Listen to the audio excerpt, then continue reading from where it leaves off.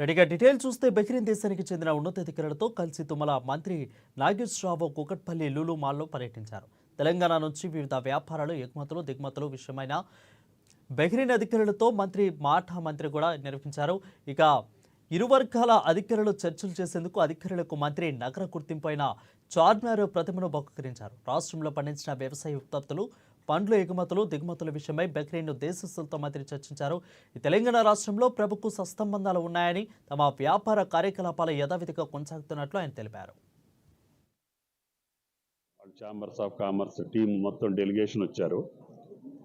మన రాష్ట్రానికి వచ్చిన సందర్భంలో తెలంగాణలో ఉన్నటువంటి అవకాశాలు వాళ్ళకి సంబంధించినటువంటి ముఖ్యంగా అగ్రేరియన్ బేస్డ్ ప్రొడక్ట్స్ మీద అదేవిధంగా ఫుడ్ ప్రాసెసింగ్ మీద మన రాష్ట్రంలో ఉన్నటువంటి పంటలకు సంబంధించి మనం పండించేటటువంటి పంటలు దేశవ్యాప్తంగానే కాకుండా ప్రపంచవ్యాప్తంగా ప్యాడీ కానీ కాటన్ కానీ పప్పు దినుసులు కానీ అదేవిధంగా మ్యాంగో కానీ పండ్లు పూలు కూరగాయలు అన్నిట్లో కూడా తెలంగాణ నెంబర్ 1గా ఉంది.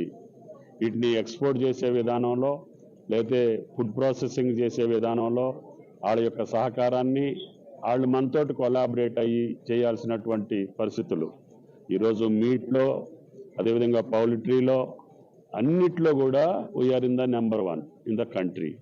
కాబట్టి వీటినన్నిటినీ ఎక్స్ప్లోర్ చేసుకునే దానికి ఈ యొక్క బహ్రెయిన్ గవర్నమెంట్ తోటి వాళ్ళకు ఉన్నటువంటి అవకాశాల మేరకి మనం